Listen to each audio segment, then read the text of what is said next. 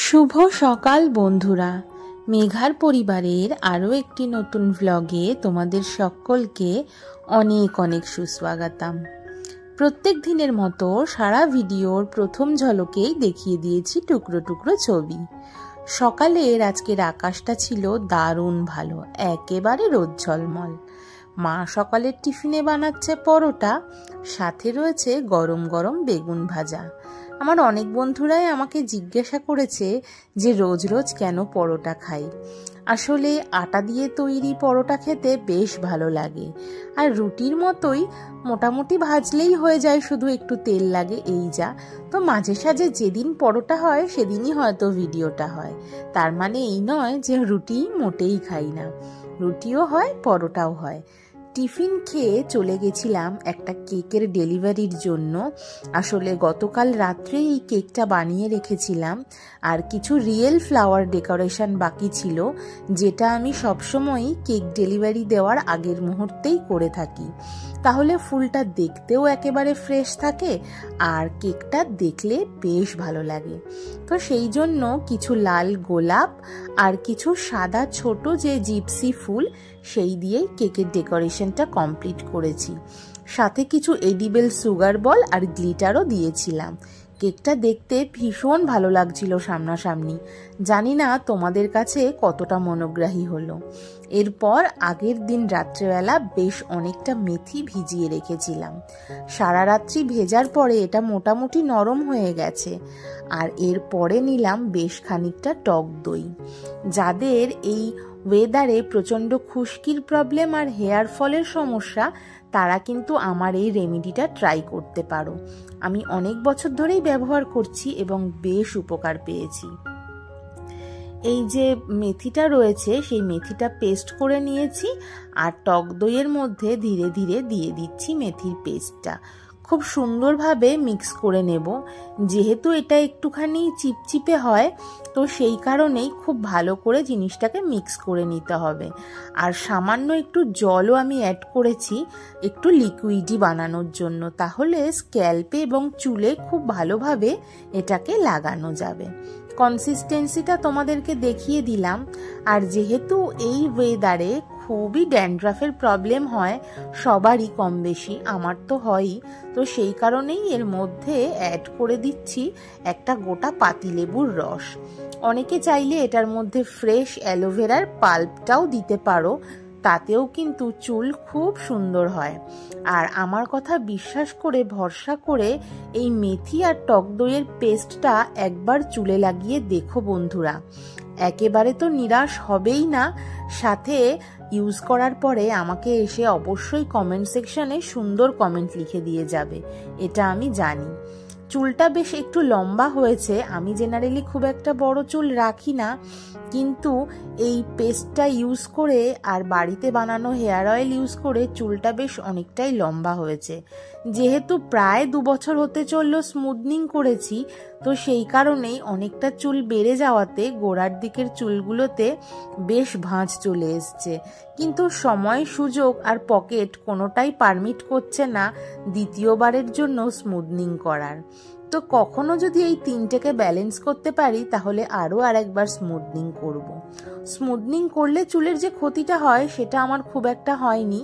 যেই পার্লার থেকে করিয়েছিলাম খুব যত্ন সহকারেই করে দিয়েছিল। এরপরে ছাদে এসে আমি মোবাইলটাকে সামনে রেখে এক এক করে পেস্টটা আমি লাগিয়ে নিচ্ছি স্ক্যাল্পে। তারপরে অবশিষ্ট যেটুকু থাকবে হালকা করে চুলের লেন্থের মধ্যে দিয়ে দেব। আসলে এটা লাগানোর প্রধান উদ্দেশ্য হচ্ছে মাথার স্ক্যাল্প।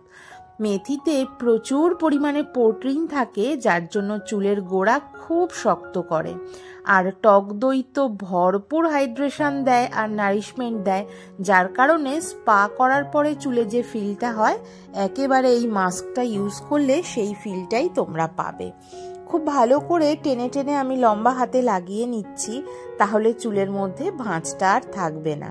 আর যেহেতু এর মধ্যে আমি পাতিলেবু অ্যাড করেছি, আর পাতিলেবুতে প্রচুর পরিমাণে ভিটামিন সি থাকে, যেটা কিন্তু স্ক্যাল্পের মধ্যে দ্বিতীয়বার যে ফাঙ্গাস ইনফেকশন খুশকি, সেটাকে তৈরি হতে অনেকটা লেট করিয়ে দেয়। এবার এটা যদি কেউ সপ্তাহে একদিন ইউজ করে তাহলে আমি কথা দিয়ে বলতে পারি 4 বার ইউজ করার পরেই ড্যান্ড্রাফ কিন্তু তার চিরতরেই গুড বাই বলবে।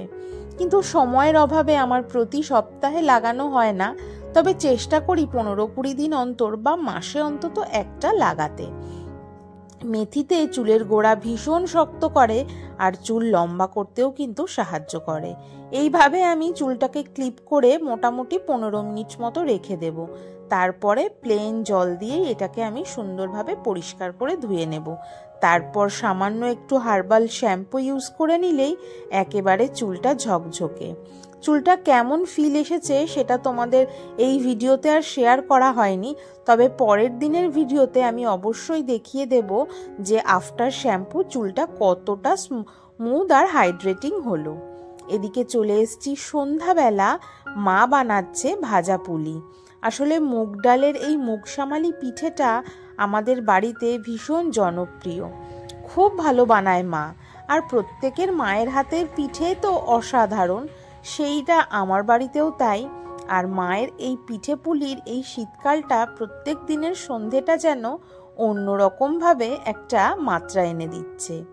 একে একে বসে বসে গল্প করতে করতে পুলিগুলোকে মা গড়ে নিচ্ছে আর বলছে যে তুইও একটু করে শিখে নে। আমিও একটু আধটু জানি, তবে যেহেতু ক্যামেরাটা হাতে ধরেছি সেই জন্য মা বলল আমি করছি, তুই বরং ভিডিওটা তুলে তোর বন্ধুদের সাথে শেয়ার কর।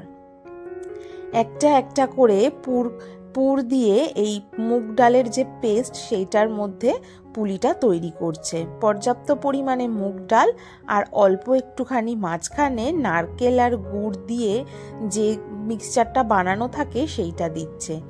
এটা খেতে যে কি মজা লাগে যারা খায় তারাই জানে।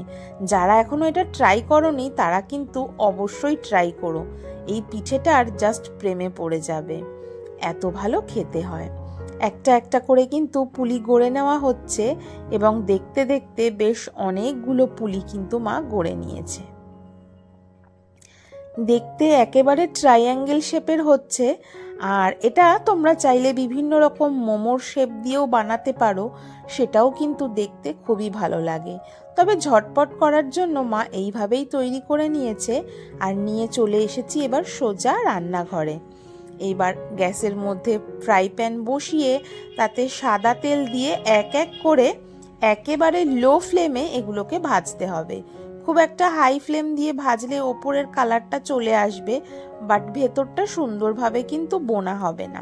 তো সেই কারণেই লো ফ্লেমে এক এক করে এটাকে ভেজে নিতে হচ্ছে। দেখতে কিন্তু ভীষণ চমৎকার লাগছিল। আর যখন একটু করে ফ্রাই হয়ে কালারটা চেঞ্জ হতে শুরু করলো, এত সুন্দর স্মেল হচ্ছিল সারাটা রান্নাঘর জুড়ে যে কি বলবো, গন্ধেই যেন আরো বেশি খিদে পেয়ে যাচ্ছিল। দেখো কত সুন্দর গোল্ডেন কালার ধীরে ধীরে ধরছে। আর এতক্ষণ ধরে তোমরা যারা আমাকে সঙ্গ দিলে আর আমার ভিডিওটা এতক্ষণ পর্যন্ত ধৈর্য সহকারে দেখলে, তাদের জন্য মেঘার পরিবারের তরফ থেকে অনেক অনেক ভালোবাসা। যারা প্রথমবারের জন্য আমার চ্যানেলে আজকে এলে, তারা ভিডিওটা যদি ভালো লেগে থাকে তাহলে চ্যানেলটাকে সাবস্ক্রাইব করে পাশে থেকে যেতে পারো। আর যারা চ্যানেলটা সাবস্ক্রাইব করেই ফেলেছো তারা পাশের বেল বাটনটাকে অবশ্যই হিট করে দিও পরবর্তী ভিডিওর নোটিফিকেশন সবার আগে পাওয়ার জন্য। আর যারা অলরেডি এই দুটো কাজ করেই ফেলেছো তাদের জন্য তো আমার তরফ থেকে রইল অনেক অনেক ভালোবাসা। আজকের ভিডিওর একেবারে অন্তিম পর্যায়ে চলে এসেছি। এরপরে এইগুলোকে খাবার পালা। ভিডিওটা আজকে এখানেই শেষ করছি। পরের ভিডিওতে খুব তাড়াতাড়ি দেখা হবে।